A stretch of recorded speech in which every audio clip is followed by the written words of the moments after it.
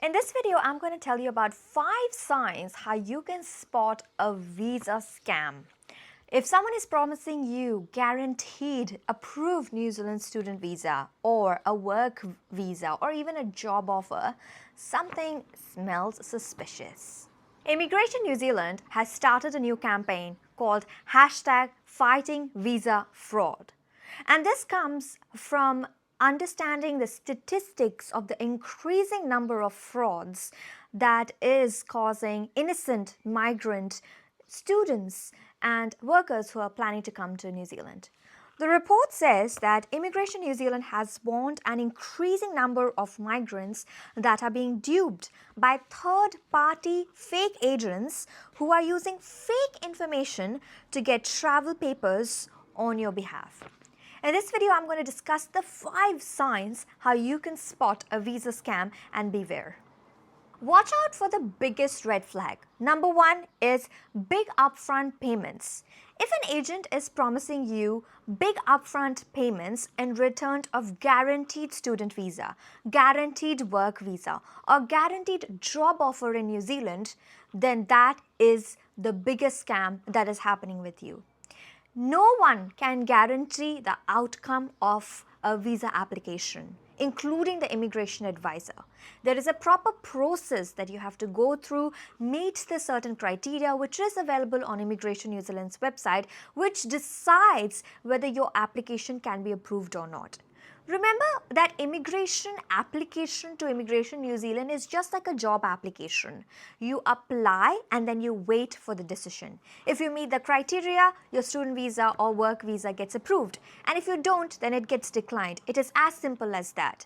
No amount of money can be given to any agent or immigration advisor to guarantee an outcome. That's just simply how it doesn't work in New Zealand. The second biggest red flag is unlicensed immigration advisors.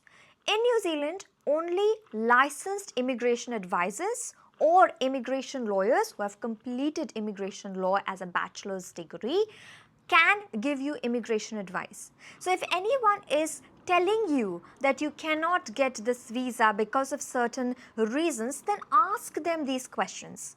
I encourage all international students to ask as many questions as possible.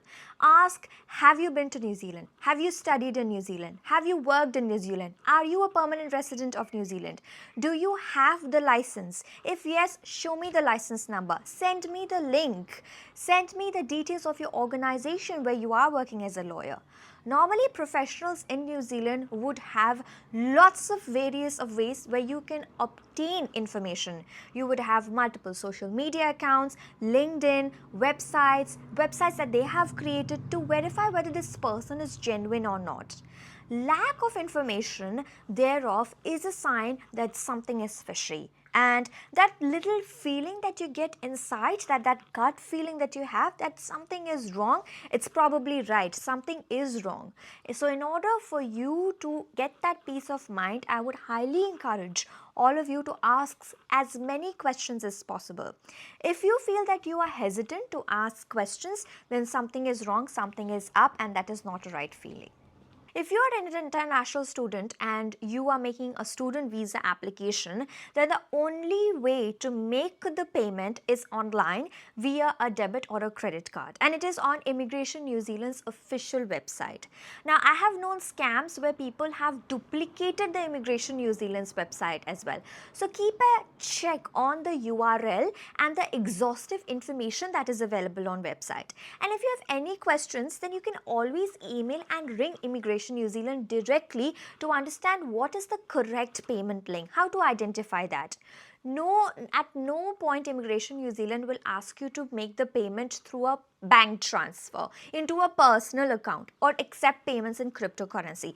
That's just now how Immigration New Zealand visa application works. To show you what are the other ways that you can make the payment, 2 other ways that I can think of is you can go to the High Commission and make the payment through there, or you can go through to the Visa Processing Center, I think it is VFS Global, that you can go and make the visa application payment as well. For students who want to make payment for their course or university fees, normally the payment goes into a trust fund account of the university.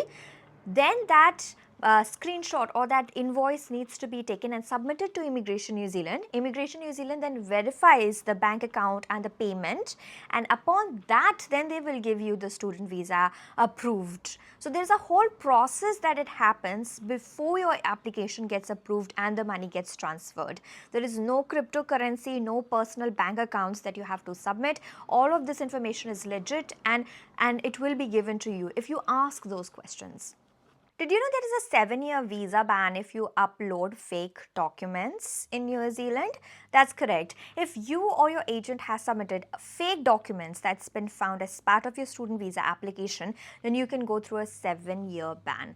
I know this because I know that there is currently a scam that's going around where people are portraying themselves and paying people to get higher IELTS or PTE scores. So if you're doing one of those scams and you have done that and you've got your IELTS scorecards to be able to get the offer letter, then you have already put an axe on your foot, because this a not legit document, if it is found later after the student visa application has been approved, then immigration can absolutely withdraw, decline that application even after it has been approved. And this decline will have a subsequent ripple effect on all the other applications that you will apply into New Zealand. So always start off with the correct, most honest documents. If you don't have the right documents, then let your immigration advisor or agent know immediately. If your advisor or agent is going to submit an application, go through the application with them, understand what are the documents that they have submitted, ask for copies of documents that they have submitted, and make sure that the application is only going through if you have all the information honest and truthful documents that has been uploaded. Because why do you want to risk your future, right? There's only a couple, you can take couple more months to do your studies and gain that IELTS or PTE scores that you need, right? If you're missing a paperwork, then wait for the paperwork to come through. Let it be honest, let it be legit, because you're embarking on this professional career development migration journey. Why do you want to start it off on the back foot? And you know what happens? It's just not here in New Zealand.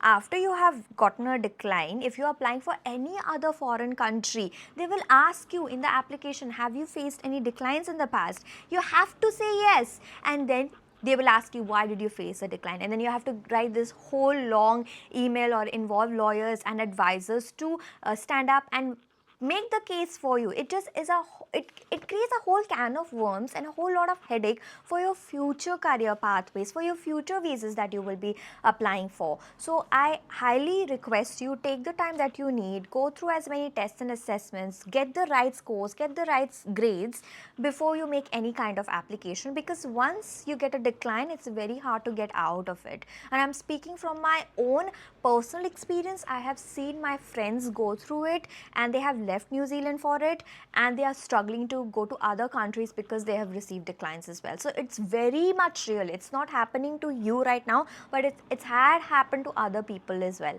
So this video is just a reminder to keep it honest, keep it truthful, work with licensed, genuine people, and if something feels suspicious, then chances are it mostly likely is. Share with you two stories, one from India and one from Sri Lanka. This is how it goes.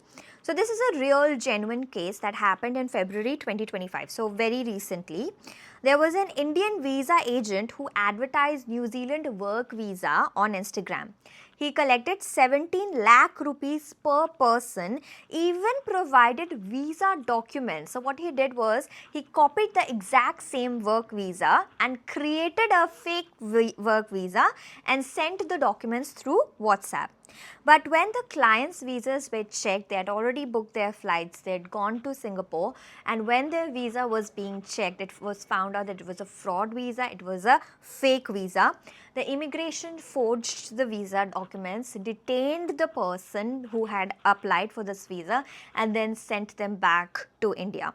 The flight was cancelled, the police was notified. Authorities noted that the scammer insisted the documents would become valid as soon as they land here in New Zealand. That was the biggest scam. There are so many moving parts here. So number one is that he asked for 17 lakh. No amount of money can guarantee you the outcome of your visa application or a job offer. In New Zealand, honestly, you can't buy a job, just like you can't in India or Sri Lanka as well. There's no process of buying a job. Number two is the documents were WhatsApp through him. Normally, Immigration New Zealand would email. You have to log into your Realme account and then download a copy of it. That is how the communication happens. Third is that they said that this visa will become valid as soon as you land New Zealand. Visa becomes valid on the day that it has been issued. There's nothing, it will become valid on this certain date. So this was a scam that was in India. The second was in Sri Lanka, and it gained a lot of media popularity. Was similar student visa scams were happening. So one feature story found that Sri Lankan students had lost in this visa scam gross 320 million rupees to fraudulent migration agents in 2024. So all of this is happening while we are talking. So it's very recent. Victims describe paying heavy fees for admission and visa only to receive counterfeit papers and a varnished agent. So what happens is these typical agents will take their money, ask you to transfer it into your bank account, into your personal account or through crypto, and then they will just disappear. You will not hear from them back again. There's no communication, complete silence, and that's when you know that you have been scammed. Typical tactics, so these are the keywords that they would use, is guaranteed admission. No, there's no guaranteed admission. You have to apply for your application. You have to go through the admission process, interview, statement of purpose. Then you get a unconditional offer letter, and then you go through the motions of securing a student visa to make it unconditional. Then another one is high paying guaranteed jobs abroad. So this is another terminology that you need to be aware of. Plus, if they say that if you have any fake documents, any hidden fees, any disappearing agents, so all these are the tactical behaviors of your scammers.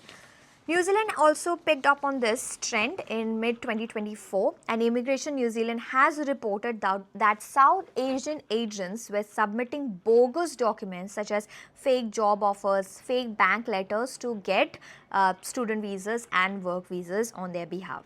So what is the bottom line here? If someone from overseas is pushing you hard to pay up and promising you instant New Zealand visas, please stop and verify. Scammers can make official documents or official letters look very real. You won't be able to tell the difference, it's so real, but authorities are warning that many migrants have been scammed without their knowledge. So the bottom line over here is to always work with licensed immigration advisors or immigration professional lawyers, and always to do your own research. In fact, you can apply your student visa yourself. You don't need an agent.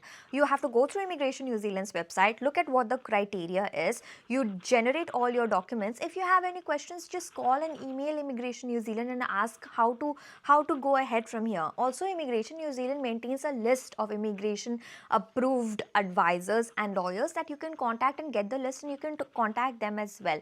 Or you can reach out to genuine agents like us who have already been into New Zealand, have spent 8-9 years and now want to promote New Zealand as a study destination. And genuine people will have lots of information out there on social media, on website. They will have a lot of presence, and it will feel real as soon as you meet them, because they are not dubious or suspicious. You know that straight away from their profile. Now, this is not a video to like scare you and make you overthink your decision. This is more just so you know, an FYI. This is an educational video to keep yourself alert. And remember that on any visa documentation, it is your name against that visa, right? It is your name against that application. So it's your name that is online, not the agent's name, not the agent's money. It's your time, your money, your reputation. So it is your responsibility to make sure that you have done your own research. There's plenty of ways how to do your own research, and beware of the scam. Thank you so much for watching, and I hope you found this video educational. It has opened up your eyes. It has given you as much information as you can find, the keywords, the phrases to look out for, and I hope you can subscribe my channel so that I can create more such videos. And also, if you are looking for genuine professional information, then who else to look for than me? Hi, I'm Ginny. I'm the co-founder of TechMed Pathway. I was an international student back in 2018, and today I'm a permanent resident accident. So I have completed my 8 years of journey. You can look me up on my LinkedIn. I have got all my social media accounts listed and my website as well if you want to get more information about me. So reach out to other international students turned immigration advisors, agents, educational consultants for more thorough, in-depth, real practical information. Thank you so much and hope you like my channel. Comment and subscribe. See you in the next video.